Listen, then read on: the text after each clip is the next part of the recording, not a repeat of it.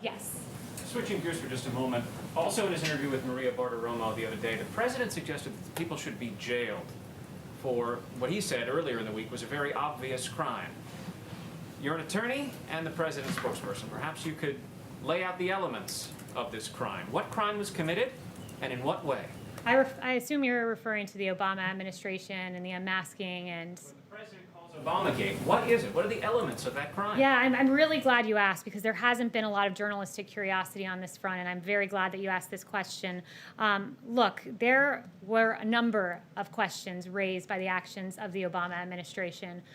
The Steele dossier, funded by the Democratic National Committee, the opposition political party to the president, was used to attain FISA warrants to listen in on conversations of people within the Trump campaign. There was the unmasking the identity of Michael Flynn, and we know that in a January 5th meeting in the Oval Office with President Obama, Sally Yates from the Department of Justice learned about the unmasking, not from the Department of Justice or from the FBI. She learned about it from President Obama and was stunned and could barely process what she was hearing at the time because she was stunned of his knowledge of that. We know that there was a lot of wrongdoing in the case of Michael Flynn. The FBI notes, for instance, that said, should we quote, get him to lie as they pontificated their strategy. We know that the identity of this 3-decade general was leaked to the press, a criminal leak to the press of his identity in violation of his Fourth Amendment rights. These are very serious questions. They've been ignored by the media for far too long, and I'm very glad that I think that is the second question that I have fielded on Lieutenant General Michael Flynn, because justice does matter.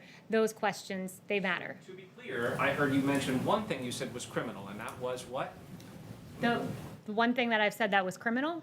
The leaking of his name and the very real questions that have been raised. But if you want to start talking about wrongdoing in the administration, happy to go through Andy McCabe leaking to the Wall Street Journal and then lying about it. Happy to talk about James Clapper lying before Congress, saying the NSA does not monitor phone calls. That was an inaccuracy, to say the least, if not a lie. And John Brennan telling Congress that the bogus Steele dossier played no role in the Russia probe, when in fact we know it did and was the basis of attaining FISA warrants. So there's a lot of mistruths there that were said, many of them under oath. So I would point you to those and the many other real questions that I hope you all will pursue. So the president's view that those people should be jailed, the people you just mentioned? I never said that. Those are your words, not mine. But perhaps you should look into it and get me some answers. That is, after all, the job.